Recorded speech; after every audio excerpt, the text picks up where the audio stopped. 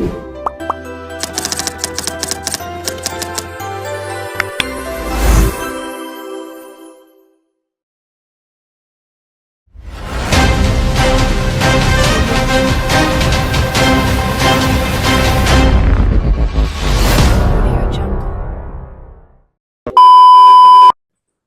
afternoon, everyone. I'm Arman, and the CEO of AirAsia.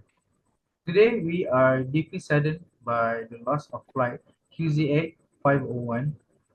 Our thoughts and prayers are with the 162 passengers and crew and their families. We are working closely with the authorities to support the ongoing search and rescue operations. We will continue to share updates as soon as we receive confirmed information. At this time, I'd like to invite our Public Relations Officer, Mrs. Asikin, to explain how are we communicating with the public and supporting the families. Thank you, Mr. Arman. Good afternoon, members of the media and everyone tuning in. As AirAsia's Public Relations Officer, I'd like to begin by expressing our deep concern and support for the families affected by the disappearance of flight QZ8501. As soon as we received confirmation that contact with the aircraft was lost, we activated our emergency response plan. Our top priority right now is to provide timely updates to the public and, most importantly, to the families of those on board. We have established a dedicated emergency call center that is operating 24 hours to handle all inquiries. Family members are being contacted directly, and we are doing everything possible to support them in this critical time. We have also opened a family assistance center in Surabaya, and arrangements are underway to transport and accommodate next of kin who need to be close to our operations team. We urge the media and public to rely only on official information shared through our verified channels, including our website, press release, and social media pages to prevent the spread of unconfirmed or misleading details. We understand how anxious and heartbroken everyone feels. We are feeling the same. That's why we are committed to staying transparent, responsive, and compassionate in every communication moving forward. Our team will continue working closely with Indonesian search and rescue authorities, aviation bodies, and government agencies. We are doing everything in our power to assist with the ongoing operation and to keep the public informed as new information becomes available. Thank you for your continued patience, your support, and your respect for the families during this very difficult time. I will now pass this to our technical officer, Mr. Zarid, who will share the latest update regarding the aircraft route, current search effort, and the technical details related to the incident. Thank you, Ms. Ashiki. Hi and good afternoon, everyone. My name is Zarid, as the technical officer of AirAsia. Today, I will explain about the causes and solutions about the crisis. I will also answer any questions that you want to ask me related to the incidents. Now, I will explain briefly about the causes of the case. Because before the plane was taken off, our technical engineer have checked the plane and confirmed that it was in a good conditions. But unfortunately, we have lost contact and it was crashes after 40 minutes into the Java Sea. The crisis was happened because of technical problems and severe weather that causes the plane lost contact with air traffic control after the pilot requested to change course and altitude to avoid bad weather. And after that, the aircraft was disappeared immediately. Because of that, we now have decided to create 3 effective solutions to avoid these situations to happen again in the future. Our first actions has been to improve the way we monitor and maintain our aircraft systems. We are now using predictive maintenance technology that detects potential faults before they lead to failure. For example, we have upgraded our system to monitor components like the radar travel limiter in real time, allowing engineers to respond proactively. This solution is highly effective because it helps us catch issues early and reduce the risk of mechanical failure mid-flight. Secondly, we have revised and reinforced our communications procedure between pilot and air traffic control. We've implemented a priority system for emergency messages, ensuring that pilots can quickly get approval for course change or attitude adjustments during the urgent situations.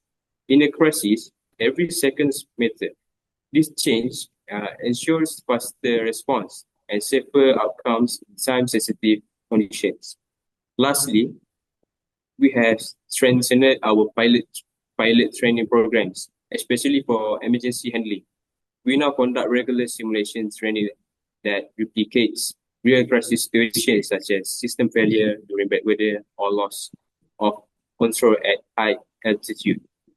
This training increases pilots' confidence and decision-making ability during high-stress events, minimizing human error and enhancing safety in critical moments. To conclude, these three solutions are part of our long-term safety strategy. We understand the pain this tragedy has caused, and while we cannot undo the past, we are committed to building a safer future for every AirAsia flight. Now I will pass to Ms. Afina, our HR, to present the next. Thank you. Thank you, Mr. Zared. Assalamualaikum and greetings to all members of the media and the families of the victim who are present at this press conference. I am Fina, the Family Assistant Officer representing AirAsia. First and foremost, I stand here today to express our deepest condolence and heartfelt sympathy to all the families affected by the QZ8501 tragedy. This is an incredibly difficult time for all of us. And we want you to know that we stand with you not just in words, but in actions. Our special support team has been mobilized to provide immediate assistance to the victim's family, including counseling and psychological supports, as well as help in managing the proper arrangement for the kids. We will also ensure that all the needs of the affected families are met without delay. Among the initial forms of supports being provided are financial assistance, insurance claim, and support for the education of the children who have lost their primary caregivers to help them continue their life.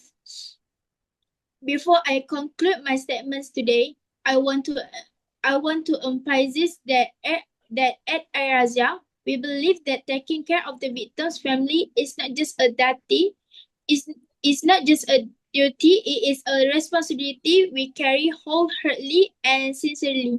Thank you. Right now, thank you for your attention so far. We will now begin the Q&A session to address some of the key concerns raised by the public and media. So let me begin with the first question. Who was involved in the emergency response and how were the responsibilities distributed by the airline? So our response involved multiple departments working together as one unified team.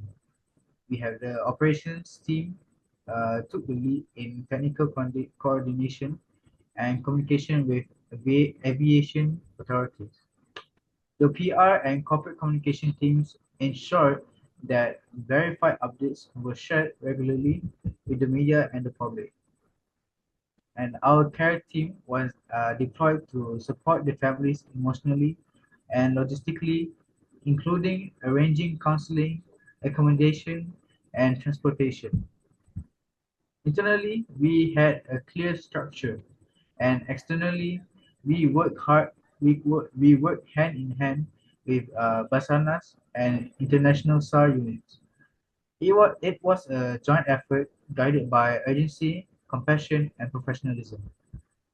The second question is, how were official statements carefully crafted to ensure clarity while being sensitive to the emotions of the victims' families?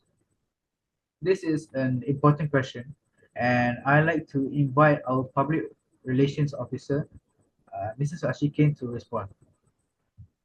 Thank you, Mr. Armand. From the start, every public statement we released was written with a deep sense of empathy. We understood that families were going through unimaginable pain. That's why we work closely with crisis counselors and communication experts to ensure that our language was both compassionate and respectful.